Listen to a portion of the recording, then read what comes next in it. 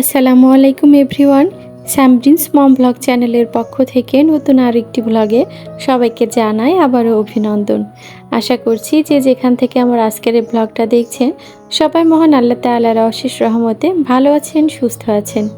বরাবরের মতো সবার সুস্থতা কামনা করে আজকের ব্লগটা শুরু করছি। আশা করছি ব্লগটিতে একটা লাইক দিয়ে শুরু থেকে শেষ পর্যন্ত ব্লগটা কন্টিনিউ করবেন।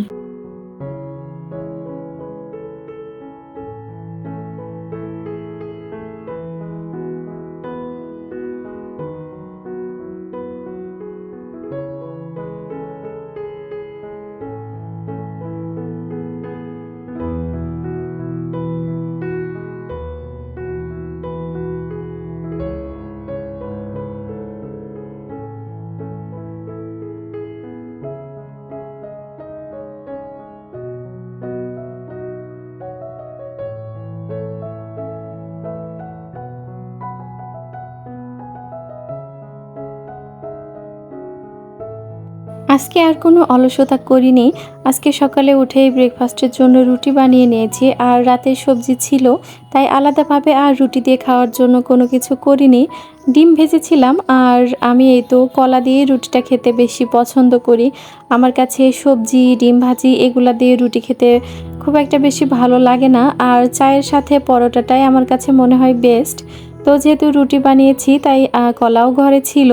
কলা, রুটি আর সেই সাথে চা ছাড়া তো একবারে দিনটাই শুরু হয় না। তাই এই তো হচ্ছে চা বানিয়ে নিয়েছি ১ কাপ।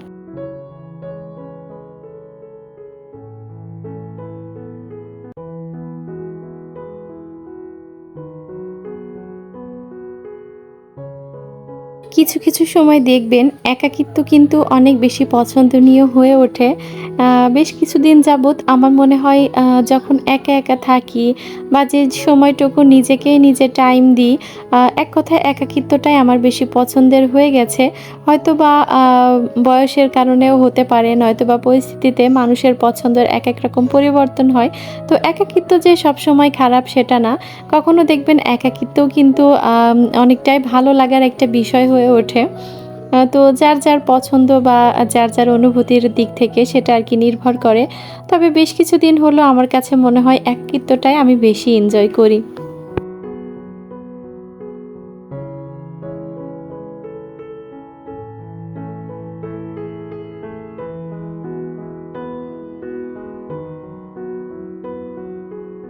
মাছগুলা মারা যাওয়ার পর আমি আর কোনো মাছ কিনিনি। আর অ্যাকুরিয়ামটাও সেভাবে পরিষ্কার করা হয়নি। যেমন ছিল তেমনই রেখে দিয়েছিলাম। ইচ্ছাই করছিল না যে এটা আর কিছু করি। তো কালকে একটা মাছ আনা হয়েছে, যার জন্য ভাবলাম যে থাক, যে জিনিসের যে কাজ বা যে জিনিসে যেটা শোভা পায় আরকি, সেটা যদি না রাখা হয় তাহলে এমনি পড়ে থাকলে কি লাভ? তো এই তো অ্যাকুরিয়ামটা পরিষ্কার করে নিচ্ছি। সেই সাথে আর কি আমার এই কাছের জারে যে মানি প্লান্ট ছিল ওটা তো মারা গেছে, ওটাও পরিষ্কার করে নিলাম। এখন দেখি নতুন করে আবার কিছু মানি প্লান্ট এনে রাখবো। আসলে সংসারের প্রত্যেকটা জিনিসই প্রত্যেকটা মেয়ের অনেক শখের হয়।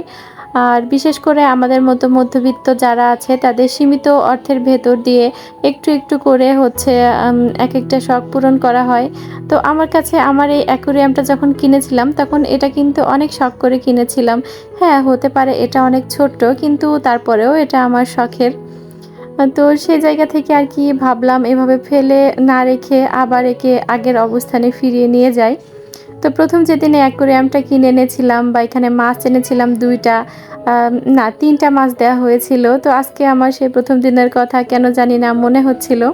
সেই সাথে পুরাতন সেই অনুভূতিটা আবার যেন বেশি করে জাগ্রত হলো, যে কোনো জিনিস ১ম দিকে যতটা যত্নে থাকে সেটা কিন্তু আস্তে যত দিন যায় তার যত্ন, গুরুত্ব সবকিছুই কমতে থাকে। সেটা প্রত্যেকটা জিনিসের ক্ষেত্রে হোক মানুষ বা হোক অন্য কোনো কিছু।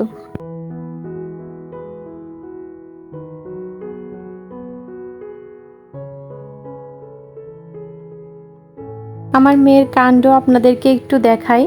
ওর রং পেন্সিলের অভাব নাই। ও যেহেতু ছবি আঁকতে বেশি পছন্দ করে আর ওর ইচ্ছাও বড় হয়ে নাকি আর্টিস্ট হবে, তাই সেজন্য সবাই ওকে গিফট করলে রং পেন্সিল, তারপর জল রং, এইগুলা আঁকিবুকি টাইপের হচ্ছে মানে আঁকার সাথে যেগুলা রিলেটেড আছে ওইগুলাই ওকে গিফট করে।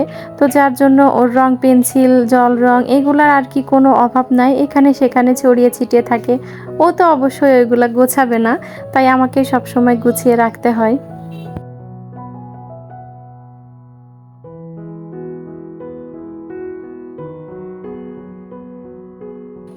ভিডিওর এই পর্যায়ে এসে যদি কোথাও কোনো অংশে আপনাদের একটুও ভালো লাগে তাহলে প্লিজ একটা লাইক করে দিবেন। চাইলে ফ্রেন্ডস ও ফ্যামিলির সাথে শেয়ার করতে পারেন। আর যদি খুব বেশি ভালো লাগে তাহলে চাইলে কিন্তু আমার চ্যানেলটা সাবস্ক্রাইব করে রাখতে পারেন। বা আজকে যারা প্রথম আমার চ্যানেলে ভিজিট করছেন তাদের কাছে যদি আমার ব্লগগুলো ভালো লাগে তাহলে প্লিজ চ্যানেলটা সাবস্ক্রাইব করে রাখবেন।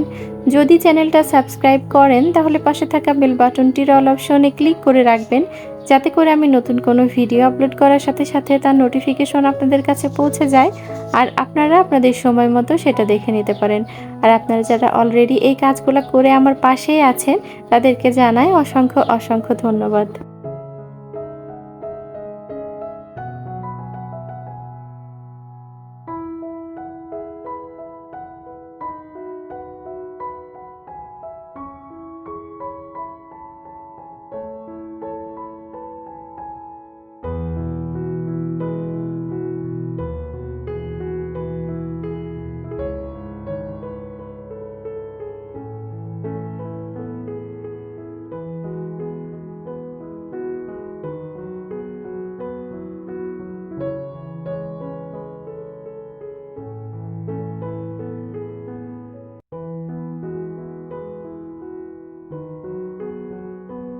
কি আর শেয়ার করব আপনাদের সাথে, ঘুরে ফিরে সংসারের সেই কাজগুলো তো একই হয়ে থাকে। আর যেহেতু দীর্ঘ 2-3 বছর প্রায় হলো হচ্ছে আমি এই চ্যানেলটা রানিং রেখেছি, তো সেখান থেকে প্রতিদিন তো কাজ একই রকম থাকে, এমন তো না যে এক এক দিনের কাজ এক এক দিনের থেকে আলাদা। তো সেগুলোই আর কি ঘুরিয়ে ফিরিয়ে বারবার আপনাদের সামনে উপস্থাপন করা হয়। তাই এখন আর কি আগের মতো যেমন সুন্দর করে আর কি হচ্ছে প্রত্যেকটা কাজ আর কি হচ্ছে ভিডিও করে রাখা হতো, এখন না মানে সেই আগ্রহটাও আর কি নেই। ওই যে প্রথমে বললাম না যে যে কোনো জিনিস প্রথম দিকে যতটা বেশি আগ্রহ থাকে বা যত্ন নিয়ে করা হয় আস্তে আস্তে কিন্তু সেটার গুরুত্ব কমতে থাকে। তো সেটাই আর কি হয়েছে। আর আমার মনে হয় শুধু আমার ক্ষেত্রে না, প্রত্যেকটা হচ্ছে ইউটিউবার যারা আছে তাদের ক্ষেত্রে এমনটা হয়। তবে যাদের চ্যানেলে হিউজ পরিমাণ ভিউজ হয়, অডিয়েন্স বেশি, তাদের ক্ষেত্রে ব্যাপারটা অন্যরকম। কারণ তারা এত বেশি পরিমাণ ভিউজ পায় যে যার জন্য তারা প্রতিনিয়তই আর কি হচ্ছে ভিডিও আপলোড করে যায় আর করার আগ্রহ থাকে। আর আমাদের মতো ছোটোখাটো যারা আছি তাদের তো মানে ভিউজ না পেলে আগ্রহটা একদম কমই হয়ে যায়। তো যাই হোক, আজকে আর কি আমি শর্টকাটে একটু রান্না করব, রান্না করতে একটু দেরি হয়ে গেল। তো হচ্ছে যখন দেখবেন যে দীর্ঘ পথে পাড়ি দেওয়ার মতো সময় আপনার নাই, তখন আর কি শর্টকাট রাস্তা অবলম্বন করা উচিত। আমি হচ্ছে ডিম তেলানি রান্না করব। তো আজকে রেসিপিটা একটু অন্যরকমভাবে শেয়ার করছি। হাতে যদি 10টা মিনিট সময় থাকে আর বাড়িতে ডিম থাকে তাহলে যথেষ্ট। তো প্রথমে আমি 3টা ডিম আর কি পোস্ট করে নিয়েছি। এরপরে তো এখানে পরিমাণ মতো একটু পেঁয়াজ কুচি দিয়েছিলাম, তারপর এখানে আদা বাটা, রসুন বাটা, কাঁচামরিচ বাটা, জিরা বাটা আর একটু সরিষা বাটাও দিয়েছি। আর সেই সাথে কয়েকটা কাঁচামরিচ ফালি করে কেটেও দিয়েছি। তো সব মশলা আগে ভালো করে নেড়েচেড়ে ভেজে নিয়ে এরপর এখন হচ্ছে পরিমাণ মতো পানি দিয়ে মশলাটা কষিয়ে নিলাম। মশলাটা যখন কষানো হয়ে যাবে তখন এই তো হচ্ছে ঢাকনাটা উঠিয়ে এখানে আগে থেকে পোস্ট করে রাখা 3টা ডিম আমি দিয়ে দিচ্ছি। অবশ্য হচ্ছে এই ডিম তেলানি অন্যভাবেও করা যায়।